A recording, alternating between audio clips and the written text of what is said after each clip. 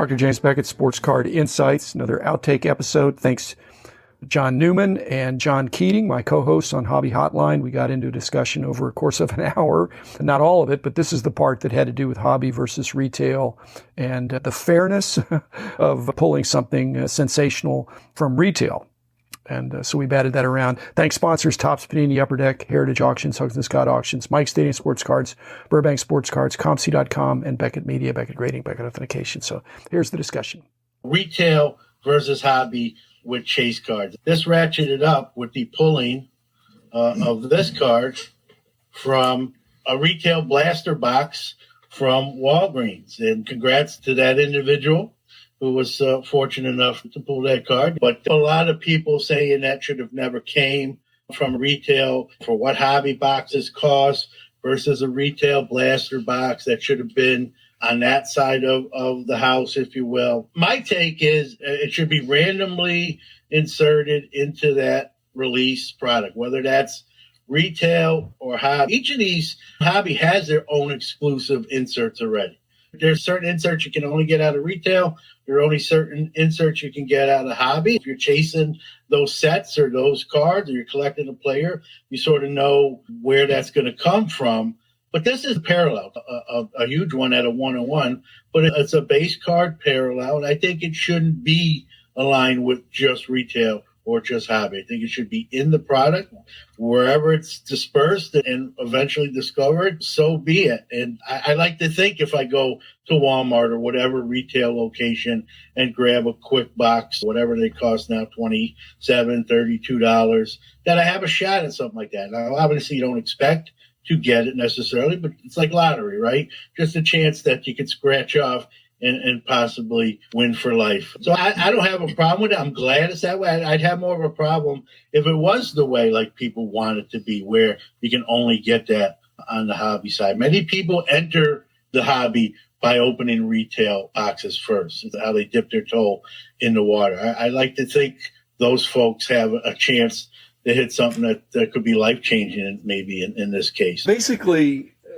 forever, there have always been retail-specific inserts.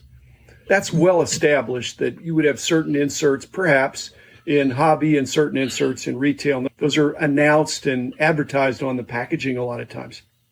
However, when you're talking about derivatives of the base set, parallels to the base, it's problematic for Topps or anybody else to say they either have to let it ride or surely hobbyists are not saying, you know what, you've got to pick out the best of those parallels because everybody's got a one-of-one. But the Wander, that's the big name. But it's not feasible for Topps to take all the parallels and say, well, here are the good guys. We're going to put them in hobby and we're going to put the not as good guys, the one-of-ones. They either have to let it rip or not. If you're Fanatics, what are you thinking right now? You're thinking, we just got a shot in the arm for retail, which is going to be a big part of their expanding distribution because they're not going to be 10 times as many hobby shops in 2 years.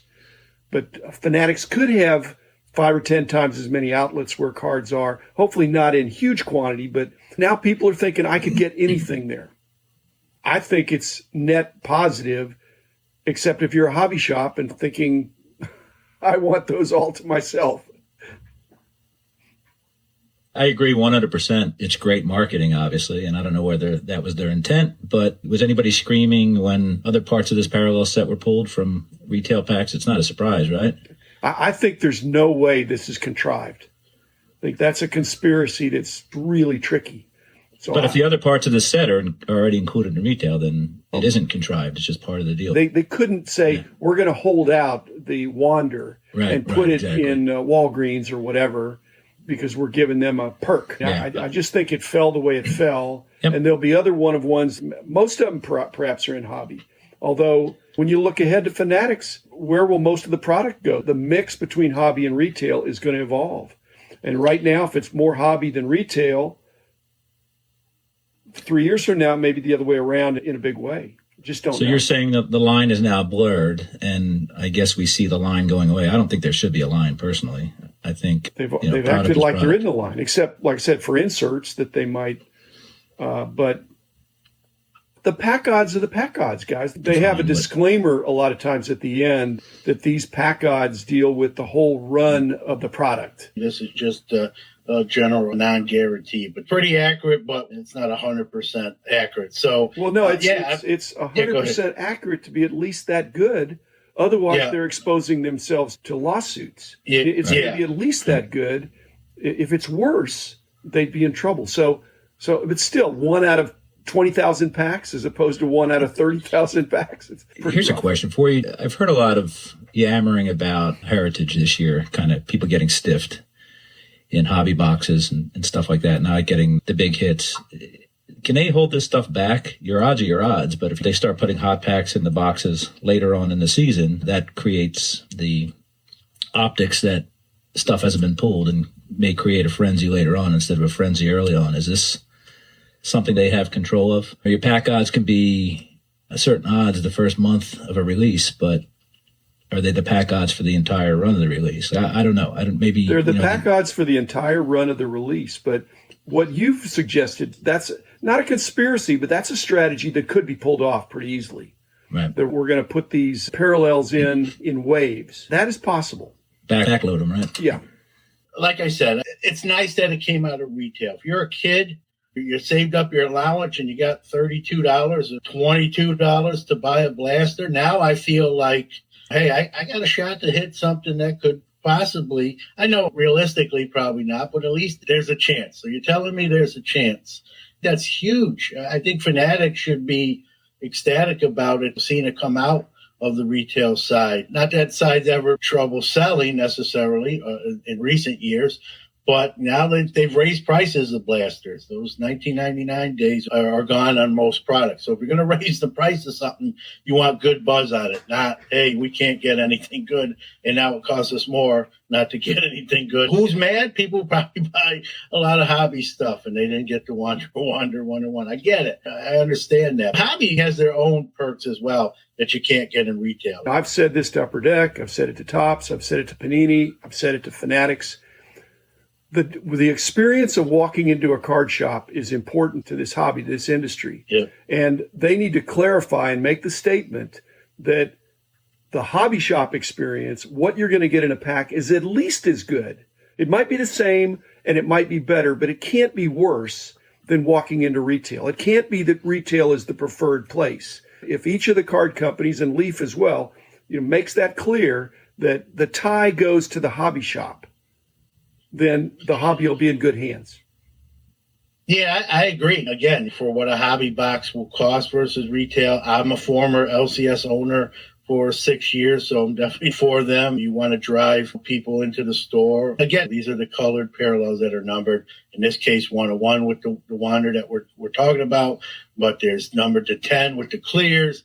You're numbered to, I believe, 25, 50, 100, and so on. If those are just randomly put on both sides, retail and hobby, it is what it is. I'm glad that the deck's not stacked on one of those with that. That was always the theory with retail, is I'm not going to get nowhere near. And I shouldn't exactly the same thing out of a $30 box of cards to a $300 box of cards. There's a reason something's more expensive. I'm glad that stuff's coming out of retail, especially with retail going up on SRP. I think that's important. Pack odds, first off the line concept, seems like those boxes are stacked with the good stuff. That's why they go for the amounts they do. I don't make a ton of them. Definitely a lot less of the first off the line. In Panini's case, you're going to have an extra auto, an extra discolor parallel, and that's what you pay that premium. A lot of times they do it Dutch auction style. Hey, what if Wander Franco's hitting 247 by the National? None of this matters.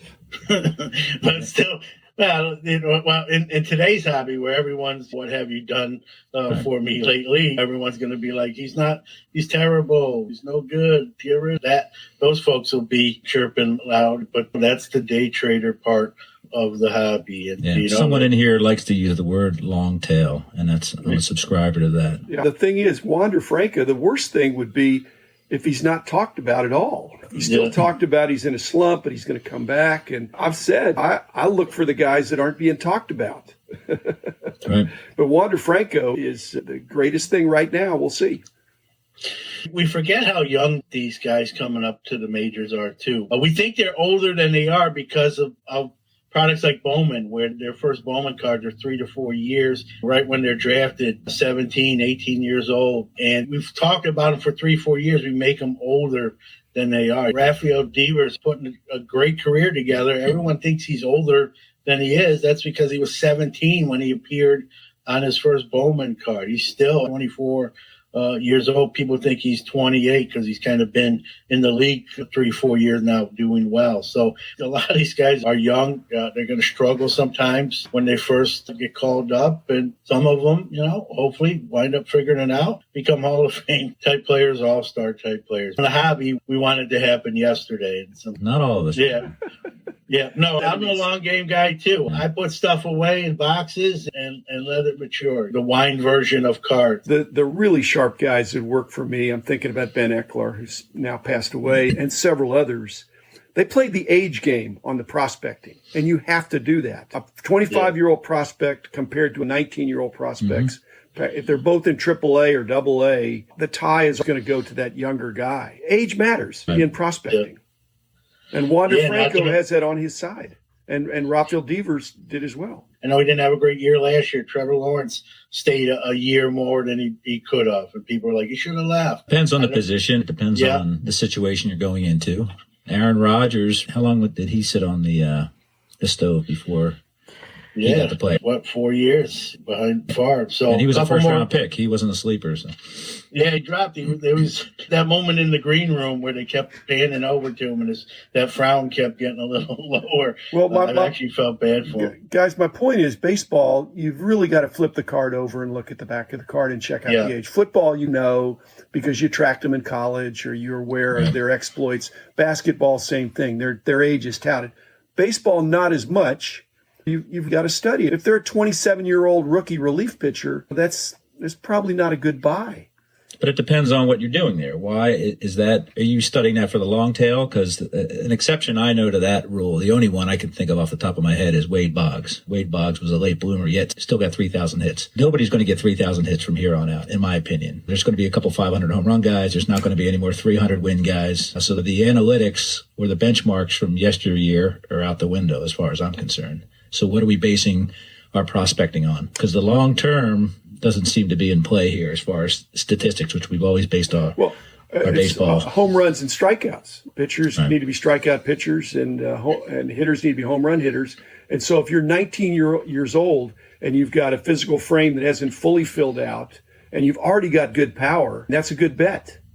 Look at the physique, a tall, lanky, left-handed Randy Johnson kind of guy. You'd ride with that for a while if he hasn't bloomed yet, because it's 5 innings pitched a game, right? Well, that's the stat you're never going to see again at the 300 win club. These guys don't pitch enough innings. Generally, pitchers seem to get hurt more now in today's game, even with better trainers and technologies. And so I think the 300 win club has probably seen most of their membership enshrined. I think you said it, John. 3,000 hits. You get a good hitter that bats 300 every year and gets almost 200 hits. They have a long career. You're going to hit that 3,000 hit club mark. A home run, we're going to see guys hit homers. I can't believe the disrespect I've seen in the last month for perfect games. Not even no hitters, but perfect games. That's a corollary to what we're talking about. Is that for pitchers, it doesn't get any better than that to have a perfect game.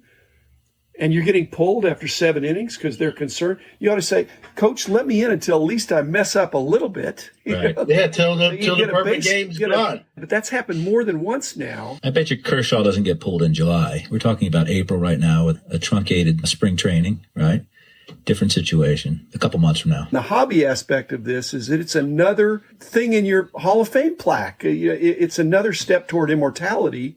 To be in the perfect game club. It really elevates your hobby standing. Another feather in your cap. I'm disappointed for Kershaw. And there was the Japanese guy that was heading for two in a row. If it really is serious risk of injury, who says that a 90 pitch is okay, but 100 pitches is not? I'm not sure I can make that distinction.